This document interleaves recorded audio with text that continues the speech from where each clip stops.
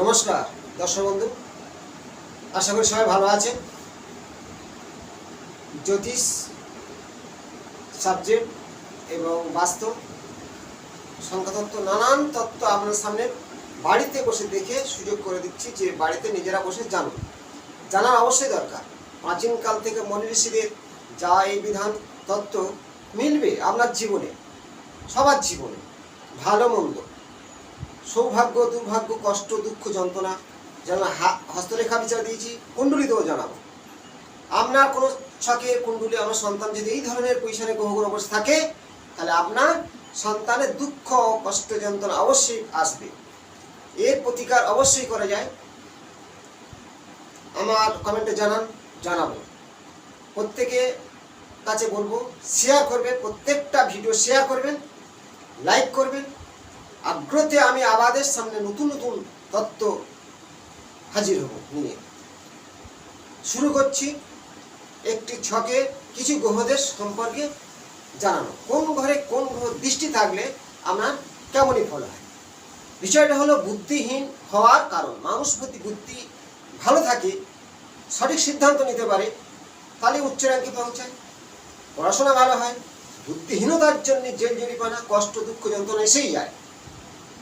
তাহলে সেই বুদ্ধিহীনতার সম্পর্কে জানাবো, গ্রহদের যে দৃষ্টি বিনিময় এবং কষ্ট দুঃখ, সেই গ্রহদের দৃষ্টি বা গ্রহদের কোন ঘরে কেমনই ফল দিয়ে থাকে। মিলান আপনার কোনো ছকের মধ্যে আছে কিনা। শুরু করি। প্রথমে বলি লগ্ন যেখানে থাকবে, লগ্ন থেকে বিচার করা যায়, রাশি ধরে বিচার করা যায়। রাশি মানে চন্দ্র, লগ্ন, লগ্ন যেখানে লেখা থাকবে সেখানে এক। তাহলে আমি লগ্ন প্রথমে আমি শুরু করব 1 নম্বর থেকে। মেষের লগ্ন আছে মানে ধরে যাক ওখানে 1, তাহলে 1 থেকে এই হলো সপ্তম ঘর। লগ্ন থেকে সপ্তম ঘর। সপ্তম ঘরে মঙ্গল আর বুধ আছে। সপ্তমে মঙ্গল বুধ। মঙ্গলের পূর্ণ দৃষ্টি শনির ওপরে, চন্দ্রের ওপরে। শনি ও চন্দ্রের ওপরে মঙ্গলের পূর্ণ দৃষ্টি। তাহলে এই দৃষ্টির জন্য কতটা খারাপ হয়। বুধের দৃষ্টি মঙ্গল চন্দ্রের উপরে, ভালো করে বুঝবে।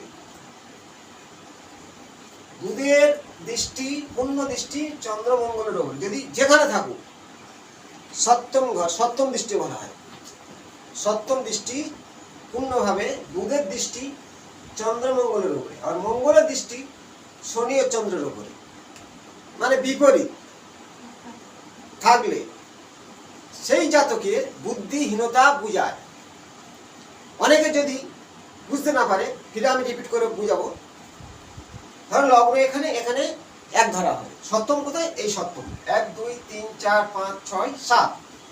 আর সপ্তম ঘর হলো আমাদের বিবাহ ঘর। এখানে মঙ্গল আছে মানে মাঙ্গলিক দোষ সৃষ্টি হবে। এখানে লগ্নের শনি আছে, শনির উপর দৃষ্টি, ওখানে মাঙ্গলিক সৃষ্টি হবেই। এবার বুদ্ধিহীনতা কেন আসবে?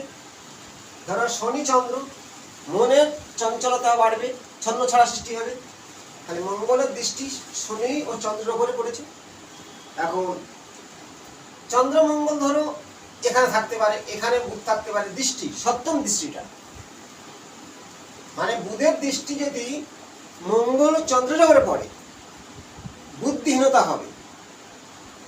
বুধের দৃষ্টি চন্দ্রের উপরে পড়লে হবে মঙ্গলের উপর। দৃষ্টিটা কেমন? সপ্তম ঘরে দৃষ্টি হয়ে যায়। বেশি পূর্ণ দৃষ্টি সপ্তম দৃষ্টি।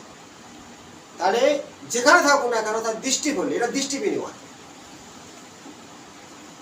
মঙ্গল ধরো এখানে থাকতে পারে দশমে, চতুর্থে থাকতে পারে শনি, সেটাও দৃষ্টি হবে। শনি চন্দ্র আছে, মঙ্গলের দৃষ্টি, বুদ্ধিহীনতা হবে। সে বুদ্ধি টেকনিক নেই তার, ভালো হঠাৎ মাধ্যমিক পর্যন্ত ভালো, তারপর তার পড়তে পারছে না, বুদ্ধি কাজ করছে না, ব্রেন কাজ করছে না। এবং যে বিজনেস করতে যাবে সে বুদ্ধি তার ঠিক কাজ করাচ্ছে না, ডুবে যাচ্ছে। কারণটা হলো বুধ ব্যবসা দেয়। সপ্তম ঘর থেকে কিন্তু শেয়ার ব্যবসা বিজনেস ও ধরা যায়, সেখানে বুধ আছে। কিন্তু মঙ্গল তার সোজাসুজি সপ্তমে আছে, দৃষ্টি পড়ার কারণে মঙ্গল চন্দ্র বুদ্ধিহীনতা হয়। তেমনি যেখানে থাক সপ্তম দৃষ্টি বুঝালাম। মেষ থেকে ধরে এখানে হতে পারে, এখানে হতে পারে। তেমনি পূর্ণ দৃষ্টি, বুধের দৃষ্টি চন্দ্রমঙ্গলের উপরে পড়লে বুদ্ধিহীনতা হবে, বা মঙ্গলের দৃষ্টি শনির উপর পড়লে চন্দ্র পড়লে বুদ্ধিহীনতা হবে। এটা হলো বুদ্ধিহীনতা। এবারে বুঝবে কি করে যে মঙ্গল সপ্তমে, ধরো লগ্ন থেকে 1 2 3 4 মানে চতুর্থ ঘরে মঙ্গল বসে আছে, পঞ্চম ষষ্ঠ সপ্তম ঘরে সূর্য বুধ ও রাহু আছে। সপ্তম ঘরে চতুর্থে মঙ্গল, সপ্তমে সূর্য বুধ ও রাহু, এই ধরনের যদি কোনো ছকে থেকে থাকে, দুঃখী হয়ে থাকে, মানে সেই জাতক দুঃখী হয়ে থাকে। এবং সপ্তম অষ্টম ঘরে শনি আছে। যেমন অনেক ছকে দেখেছি অষ্টমে শনি দীর্ঘায়ু করে তোলে, কিন্তু কষ্ট দেয়, কষ্টে পায়।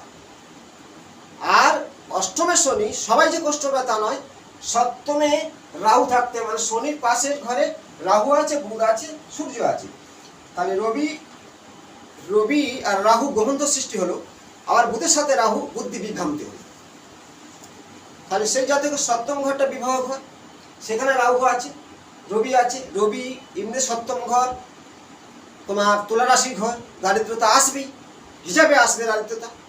যেমন রবি যদি লগ্ন থেকে 2 নম্বর ঘরে যায়, 2 নম্বর ঘরটা বৃষ রাশির ঘর, শুক্রের ঘর, সেখানে রবি থাকলেও দারিদ্রতা আসে। দুঃখ মানে কি, অর্থ না থাকলে দুঃখ হয়, কষ্ট হয়, যন্ত্রণা হয়। তেমনি রবি বুধ বহিত্ব যোগ, শিক্ষাগত যোগ্যতা সে সৃষ্টি করেছে, দুঃখ কোথায় হয়, চাকরি নেই, অর্থ নেই, বিবাহ জীবন ভালো নয়। অষ্টমে শনি বসে আছে, হেলথের উপরে চাপ, যদিও অষ্টমে শনি মারে না, বাঁচিয়ে রাখে, কষ্ট দেয়, তার নাম দুঃখ, যন্ত্রণা। আর সপ্তমে মঙ্গল মাঙ্গলিক হয়, তার ডিগ্রি অনুযায়ী। চতুর্থ মঙ্গল, সপ্তমে মঙ্গল হয়, লগ্নে হয়, দ্বাদশে হয়, চতুর্থ মঙ্গল মাঙ্গলিক হয় যদি পূর্ণ রাহুর দৃষ্টি থাকে বা শনির দৃষ্টি থাকে। তাই কষ্ট, দুঃখ, যন্ত্রণা হবার ছকের মধ্যে মঙ্গল চতুর্থে থাকবে, সপ্তমে থাকবে সূর্য বুধ রাহু, আর অষ্টমে থাকবে শনি। যদি কারোর ছকে থেকে থাকে, অবশ্যই তার যন্ত্রণা, কষ্ট, দুঃখী বলা হয়। সেই জাতক যেন সবকিছু আছে, কিছু যেন কিছু নেই, দুঃখে আছে। অষ্টমে শনি দুঃখ দেয়, শারীরিক দুঃখ দেয়, কষ্ট দেয়। আর সপ্তমে রাহু যদি রবির সাথে থাকে, বুধের সাথে থাকে, তাহলে তারাও দুঃখ কষ্ট পেয়ে থাকে। এই ধরনের ঘটেই যায়। আর বুদ্ধিহীনতা অনেক রকম প্রসেস আছে, কিন্তু সপ্তম দৃষ্টি মঙ্গলের শনি চন্দ্রের উপরে পড়লে বুদ্ধিহীনতা হয়ে যায়, এবং বুধের দৃষ্টি চন্দ্র মঙ্গলের উপর পড়লেও বুদ্ধিহীনতা হয়। সে যেখানে থাকুক, সপ্তম দৃষ্টির মধ্যে, এটা দৃষ্টির মধ্যে পড়লে হবে। আর বুদ্ধিহীনতা মানে, বুদ্ধি মানুষের তো বড়, শক্তির চেয়েও বুদ্ধি বড়, কৌশল। তার সাথে বলি, হয়তো দুঃখ যন্ত্রণা তার 50% আছে, বাস্তু যদি খারাপ থাকে 100% ঘটবে। কেমন ধরনের? যদি সেই জাতকের দক্ষিণ দিকে 180 ডিগ্রি গেট থাকে, কষ্ট, দুঃখ যন্ত্রণা হবে, কেস, মামলা, মোকদ্দমা, চারিদিক থেকে শত্রু বৃদ্ধি। যদি সেই জাতকের ঈশান করে বাথরুম থাকে, রোগ শোক ব্যাধি ভয়ঙ্কর ধরনের কষ্ট পাবে। যদি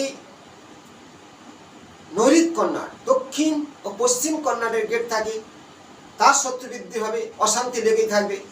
তার জন্য এই ধরনের ছক হলে, আরও বাস্তু ডিস্টার্ব হলে বেশি ফল পাবে।